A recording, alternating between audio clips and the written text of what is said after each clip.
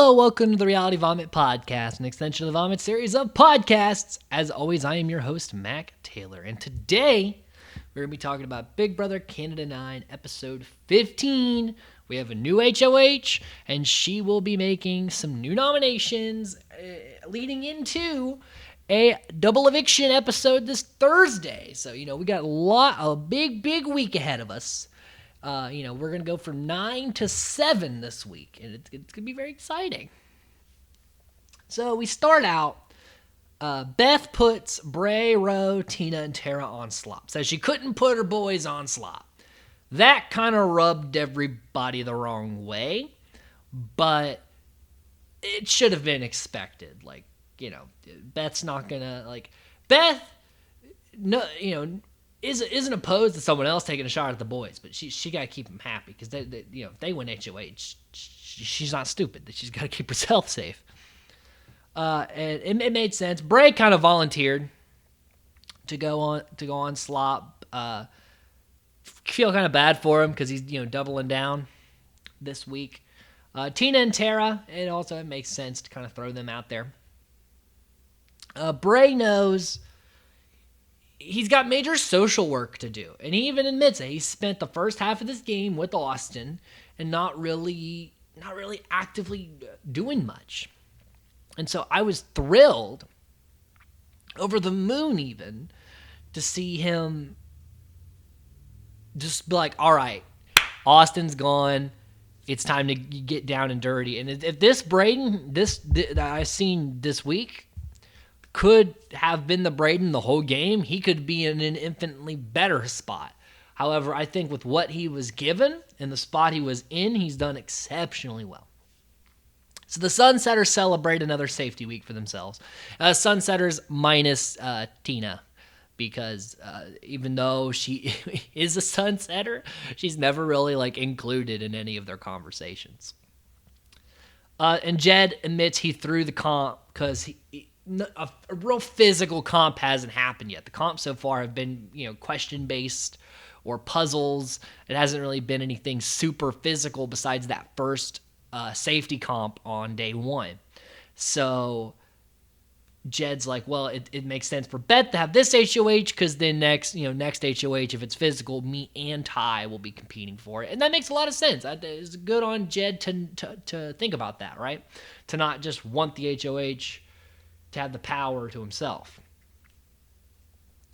So everyone, kind of feeling the slump, kind of feeling the sunsetter rain. They really want to take a shot at those boys.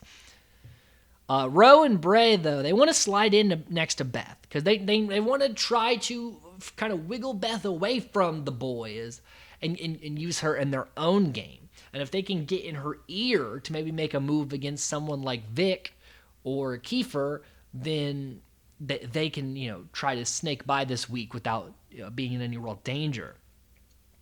And Tina and Tara take a different approach by wanting to work on Jed, knowing that Jed influences Beth. So again, two very sound strategies. Everyone's doing work this week. It's very nice to see. And Tara, though, she is overly paranoid. She's like, I just know Beth's coming for me. And she's been the one that's hardcore, manifested this Beth coming for her thing. Beth really didn't have any, reason or interest in targeting Tara. But Tara talks to everyone. It's like, I know Beth's coming for me. And it's like, okay, if you say it enough, then it keeps getting back to Beth, and she's like, well, I guess I need to go for Tara because she's so hell-bent on me. So the Terranoia in full effect, and the trio's the triangle's really confused as to why this is a thing. But they decide Ro and Tara need to go up with Ro as the target. And the boys say if Ro wins veto, or Tara wins veto, we need to put Brey up. And Beth not super into that idea. We'll talk more about the feeds. I don't really think they did the feeds justice with this episode. But again, we'll talk about that in the spoiler section toward the end of the podcast. If you want that, stick around till later, because right now we're just going to talk about the episode proper. So we get this segment where like Ty and Jed don't believe that reindeers are a real thing, and which granted, Braden and Beth do a terrible job at explaining what reindeer are or like why they're real. They just kind of say like, well, they're reindeer, they're a thing. That doesn't explain to Ty and Jed why they're real, you know. So it's kind of this odd conversation. And again, sometimes the things that Ty and Jed don't know, I'm like, oh boy, how'd you guys make it? You guys graduated, right? Beth gets a letter from her sister for her HOH room. Very nice, wholesome stuff there. Jed pitches Tara as pawn. So Jed's, in the triangle are talking to Tara about going up, and she's like, yeah, but like, I don't know, I just feel like I could end up getting targeted, and I think you should, go after like Roe or Brey, and again, if someone is telling you, hey, what do you think about being the pawn? What that really means is that, hey, I'm gonna put you up, I just want you to tell me you're okay with it. And you don't have to be okay with it. You can actively work to avoid, to work to stay, just in case things go sideways. But you never want to say like, I disagree with you and you should feel bad about this. Like, that rarely ever works, right? Like, you need to put the HOH at ease, or else you could very well become the target because you're just so shady about it. It's kind of like, my memory is not the best on it, but Big Brother 18, I believe Tiffany had that, where she was the pawn, was totally the pawn, and she just acted so shady that she ended up being the target that week. And that could happen to Tara if she doesn't just chill, work on making sure you have the votes, you and Tina just do that social work and ride the week out, because you're going to go up no matter what. Try for the veto and see how that works out. But, Tara does not handle situations very well. She's very, she just rushes to conclusions and acts on impulse and doesn't really think about consequences to the things that she's necessarily saying or doing and how it negatively affects Tina. Keith and Vic, they hope Roe's getting targeted this week. They hope that Vic stays in both their minds, Vic shouldn't touch the block. But they don't know how serious this Vic backdoor plan is being taken. And Braden's working very hard to throw Vic under to save Roe. But he's doing it in a very subtle way, right? Like, he's just telling Beth, like, how shady Vic's been, like, how she said that she's had more comp wins, so of course she would be the invisible HOH, and that she, keeps tried to throw Beth's name out as a potential invisible HOH or as a target, like, and he imitates her so well that it's true anyway, but like Beth believes it because Brey does such a good job imitating it. And he's not just actively saying like, don't trust Vic, trust Roe. He's not game botting. It's very subtle. He's like having a conversation with her and just dropping little things that would incriminate Vic and kind of make Roe look a little better. And it's slow. It's not like Roe having a conversation with Beth, making some leeway, and then just slamming it the other way, like doing too much too fast. He's just laying that groundwork for a potential working relationship in the future. And it's going to keep him off the block here, and also going to keep him completely out of danger this week. And it's great for Brey, because for a lot of people, I think he was an easy nom. So the fact that he's been able to work on Beth like this is good stuff. And again, it makes me even happier that Austin's gone, because this opens up Brey to be an actual force in this game. I'm very satisfied with this. So they all get videos from home. And again, very wholesome, very nice. Everyone getting to see their families and tearing up. And it's good stuff. Good stuff. Good to see. Everyone gets a little like, hey, you're in jury now, but like, here's what's waiting for you kind of deal.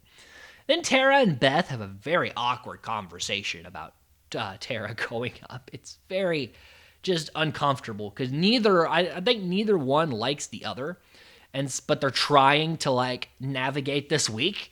And so it's like this like clear tension in the air but you got to try to fake it to get through at least this conversation. It was very awkward, very just uncomfortable for them and myself to watch.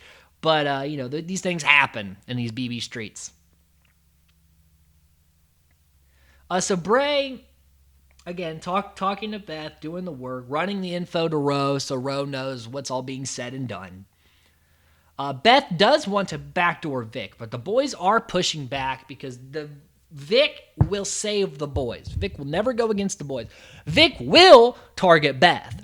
So it's in the boys' best interest. If they lose Beth, hey, whatever. But they won't go home no matter what with Vic. However, Beth, there's a lot of danger in Vic staying in the game. But the boys aren't concerned about danger to Beth. They're concerned about danger with the boys. And Beth sees this and knows this and keeps this in mind. And it's great that she's at least taking these hints. She's not just a tag along for the boys. Yes, she's showmancing, but she's thinking, how do I get to the end? And I'm glad I'm seeing this from Beth.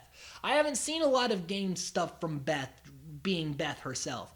And so I'm glad to see it. There's a lot of people really coming out of their shells this week. This game is blooming. Now that these duos are being split up and people are forced to fend for themselves, we're seeing a real... it's anybody's game at this point. No one has really put a stranglehold on it. Now, if the throuple, if Jed, Ty, and Beth don't get broken up soon, they will take a hold of the game. But if we can keep blowing up duos... it's anybody's ball game. The double's really going to have a big impact, I think, moving forward. Usually doubles are pretty straightforward, but this one, there's a lot of options. So, Beth brings Ro to Wendy's, which is a great choice because she really wants to see where his head's at, see if she can work with him moving forward. And it seems to go very well. Ro handles the conversation very well. And Beth needs Ro to stay because Ro is 100% going to go after Jed and Ty. Not her, but Jed and Ty. And if Jed and Ty go, that's good for Beth. Because if they stay, they won't put Beth up. But if they go, that's a little less of a threat to lose to at the end. It's a win-win for Beth this week, and she's handling her HOH extremely well. She's making moves not only to take out a threat, but to secure her spot moving forward, not only from the boys, but from the other side of the house. So it's all good stuff Beth's doing. Jed, really in a pinch, though. Yes, him and Ty aren't going up, but if they lose Vic, that's huge for them. Because Vic's one of the only people in the house that will not put them up heading into the double. And Beth wants them gone because she cannot sit next to them in the end. She'll lose to Ty or Jed. So, she needs to sit next to someone in her mind that, someone like a Tara or even Tina at this point. Beth's done a lot of good work this week. And as we head into, Wednesday's episode for Best Game, Worst Game, I think you're going to see a completely different list than I gave last week because things have changed. This house is very fluent. So Beth tells Ro, hey, get the veto, and we're going to backdoor Vic. But my speech is going to put you as the target, but that's just to throw Vic off the scent that she's the real backdoor plan. You need to, play this off. And again, she goes up to the person that she's, needs to act a certain way, lets them know, and then follows through with that plan.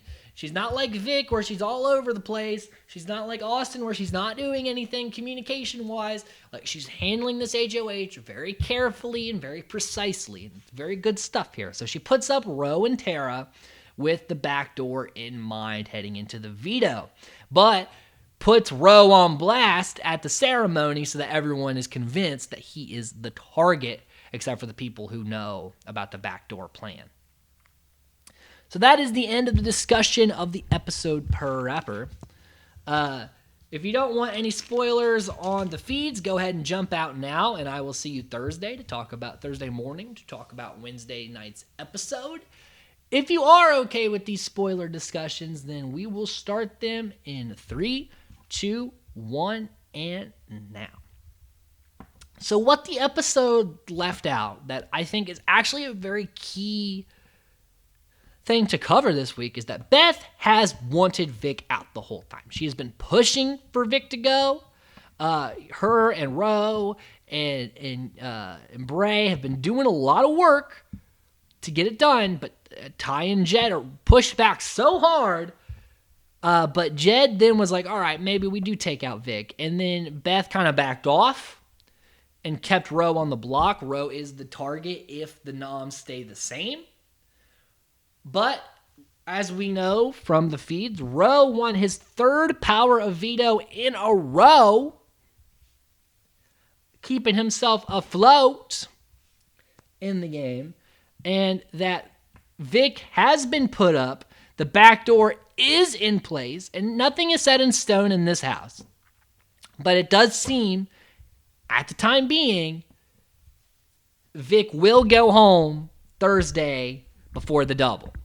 So, Spicy V's game has kind of blown up in her face because, again, she should not be in the spot that she's in.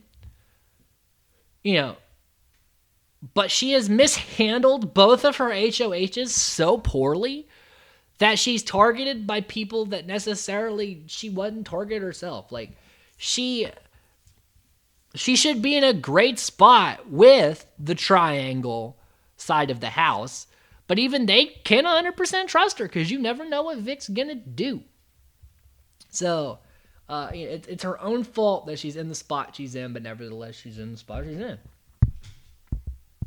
And it's kind of sad to see her game be at the spot it's in. But again, it's 100% her fault. She is overplayed like a motherfucker, and it's going to cost her to be the first juror. I'm very impressed, though, because Brey has done that work. He has really seemed to move in on Beth. He and Roe do plan on taking Beth, along with Tina and Tara, further into this game. Heading into the double, it seems like a lot of people will put up Jed and Ty, with Jed being the target for most people because Jed is seen as the more physical threat, and if these comps do start getting more physical, Jed needs to go or he will run the table. So this double is going to be crucial to see if anyone can take out Jed or Ty. If Jed or Ty go in this double, this game is blown wide open. And I would love to see that. So for TV's sake, I hope Jedson walks out the door in the double, leaving the final 7 just this open area of game where nobody really knows what to do and everything's just kind of open. And I like to see like one from each duo just slowly go, and then it's everyone on their own and having to form these new alliances. It like blows the game open every week, and it's awesome. I love it so far. Because when Beth first won HOH, I was very skeptical. I was like, oh, great. It's going to be a very straightforward week. She's going to put up, Roe and Tara, and then probably, if Roe wins veto, Tara will go home. But no, she's taking the shot at Vic. And I was like, yes, girl, yes, this is good TV. And it has implications for Endgame that don't involve... I thought Beth was going to blindly follow the boys to the end. And it seems like she's smarter than that. And I'm impressed. And I'm glad to see this fight, this fire in her. It makes me want to root for her. And if she plays like this the rest of the game and she gets to the end, I would like to see her win. Because she has played a good, safe game up to this point, and now that jury's kicking in, she's going to start doing a little fighting. I like it. So again, heading into next week, it does not, unless the boys win HOH, one of the boys could go home. And I really hope that happens, just to blow the game wide open. But Roe looks like a big threat. He's won 3 power of vetoes in a row. It's people are gonna want to backdoor him. Although at 7, there's really only 2 more chances to have a backdoor, but the odds of it working out that way are slim. So if Roe just keeps winning, he could pull a Kevin Martin here and just comp his way through to the end. And if he gets to the end, having done that, it's going to be very hard to deny him the win. So, I don't think you should count anyone out of winning at this point. It's still very open to interpretation on who can win this game. So yeah, that is going to end this coverage of the spoilers and, today's episode. Stay tuned next time. We're going to talk about the veto episode and a little bit more live feed conversation. Until next time, guys, stay safe and stay nerdy.